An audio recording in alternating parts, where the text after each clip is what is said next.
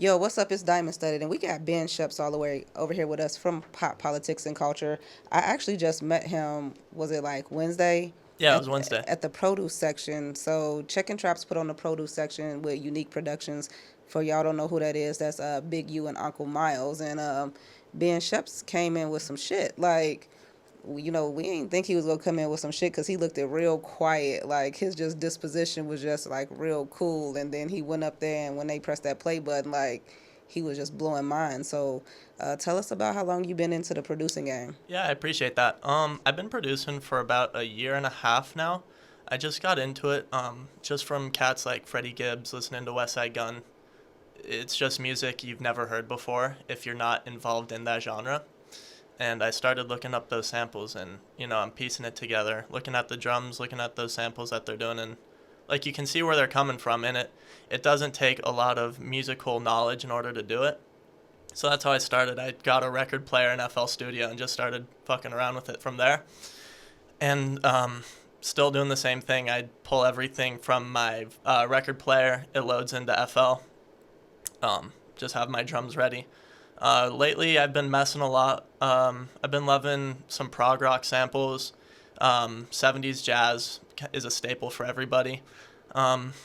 Yeah, just trying to push it forward, seeing where I can expand and not trying to sound like anybody else.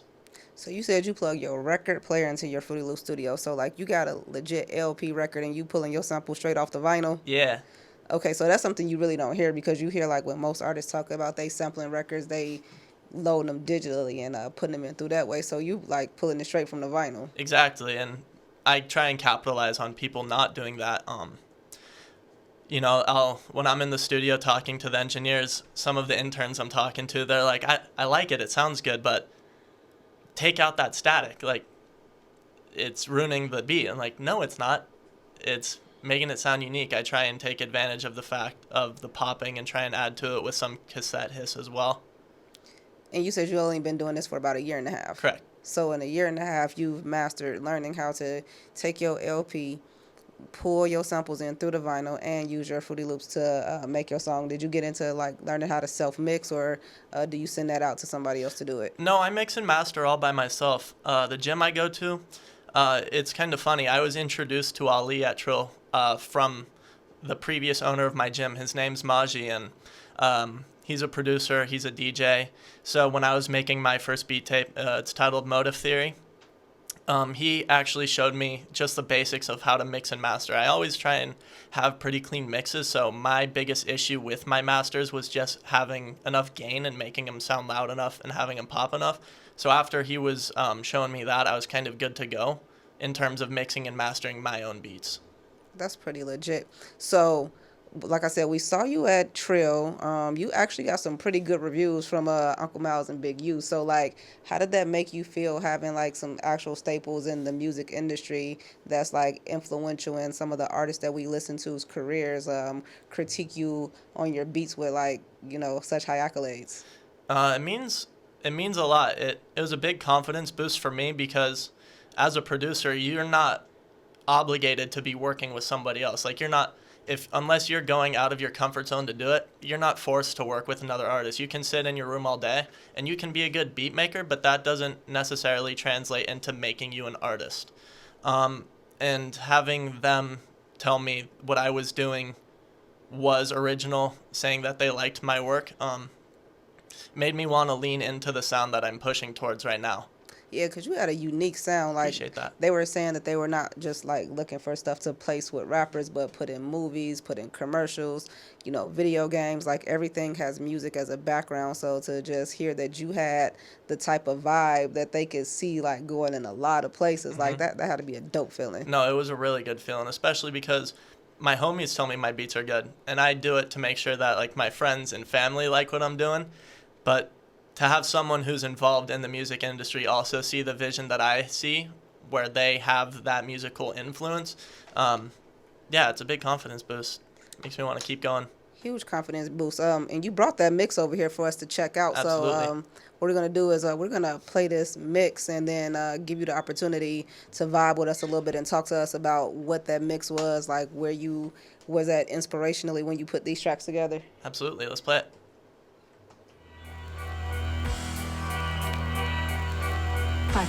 Y'all seen the movie Nightcrawler? 7,000. With Jake Gyllenhaal? No, but you can tell me about it. So this vocal sample is from Nightcrawler, and he's in the movie.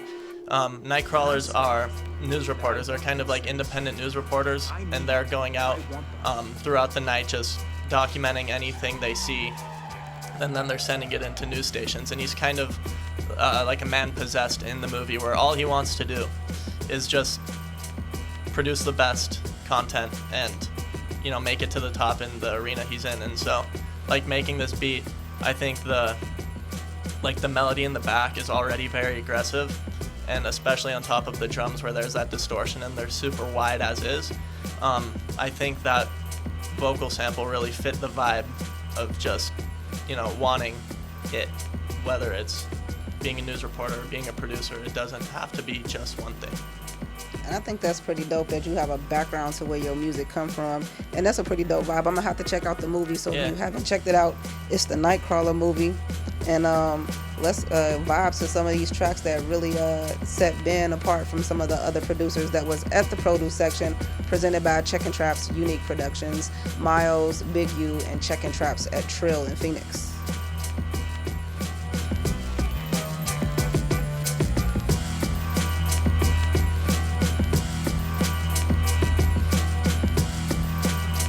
And also growing up, it was my dad who had introduced me to a lot of movies from the 80s and 90s.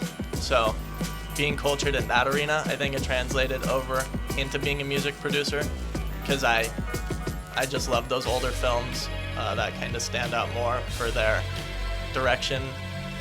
So I think that's a big influence in my music as well. So, like, you're unique. I've never heard someone say that they can derive inspiration from their beat making from watching old school movies. Like, what about the old school movies really reeled you in? Like, how did you connect? You know, I think Pulp Fiction would be a very generic answer, but it's true. Because you're not watching Pulp Fiction for anything that's necessarily going on. You're watching it for the dialogue and the fact that the story's non-linear in it. And I think it takes a special person to appreciate it, because not everyone's going to like that movie or care for that direction.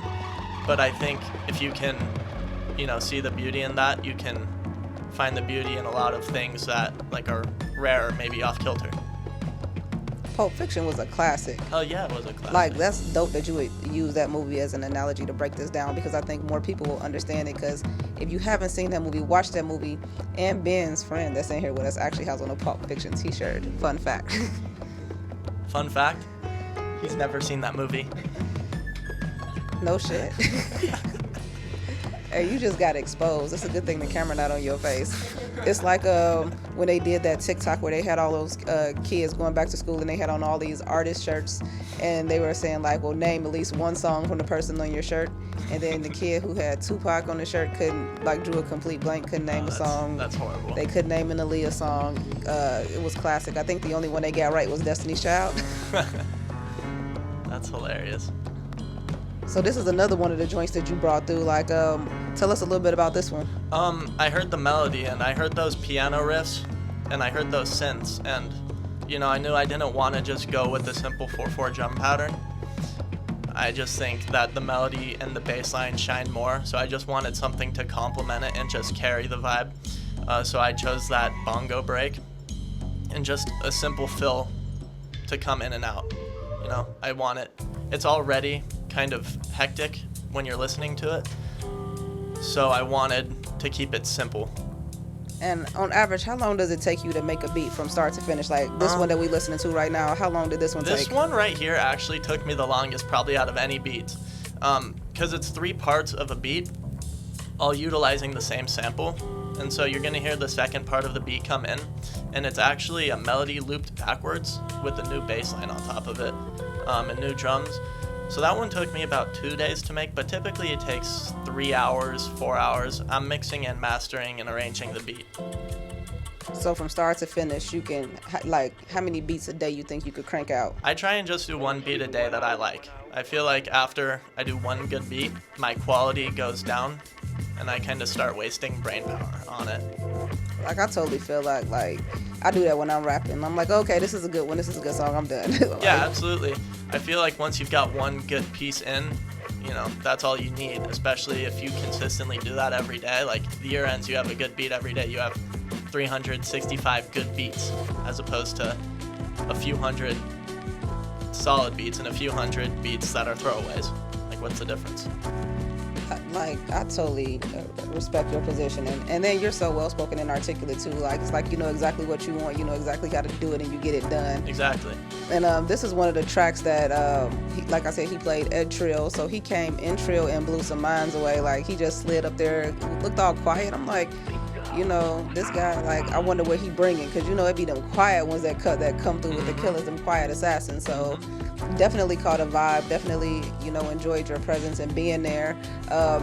Was that your first time ever doing something like that? First time at a beat showcase. I go into Trill maybe a couple times a month. I'm homies with Ali. Like I said, one of my mentors introduced me to Ali and got me connected with them there, and also with Jordan. But first time at a beat showcase. So that was your first ever beat showcase. Would you be down to do another one? Like, say they said you had to come cook up on the spot, so they give you 15 minutes to cook. Like, you think you come in with pressure, or you going to back out for the competition? I'd be cool with that. I think I think that'd be dope. I think, like, setting it up and telling everybody to come in there and cook on the spot, because what if I didn't have no integrity and I cheated, and I came up on your hard drive and came up and then be like, this that Dymond on the beat, ho. And then I just like stole your whole shit, and then I got all these accolades in your place. So I think like it'd be kind of dope to tell people to cook up on the spot. Yeah, it would be. Also because like when I'm making beats, I typically don't listen to the loop once, throw drums on it, and call it a day. I kind of just like to listen to it and make sure I listen to it after I've heard the same 2-bar or 4-bar loop 30 times, and make sure I still enjoy it the same amount as I did the first time, because I think it takes different ears consistently in order to, make sure you could enjoy that beat the same way you did the first day as you do 6 months later. And I like your work ethic. That's pretty dope. You said you'll listen to it 30 times over just to make sure you enjoy it the same way that you did it the first time. And that like shows that you have some type of passion about what you're doing, and you want to make sure you put out quality over quantity. Absolutely. You could put out a whole bunch of bullshit, or you could put out a little bit of that quality shit that's going to vibe and be timeless. And I think you have like a pretty timeless wave. I like the direction that you're going in. Thank you. And I truly appreciate you taking some time to come up here and chop it up with us. Can you tell everybody where we can find you at on social media? Yeah, Ben.Sheps on Instagram. That's SHEPS. I'm on all streaming platforms. Ben Sheps. I have my tape on Spotify. It's called Motive Theory.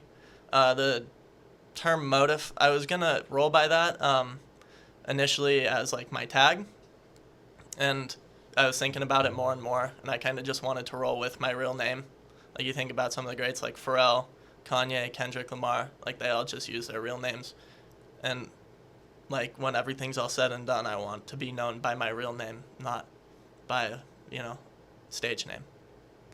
That's so dope, because everybody wants to be somebody else, and like you are being your true authentic self, and you're happy with being who you are.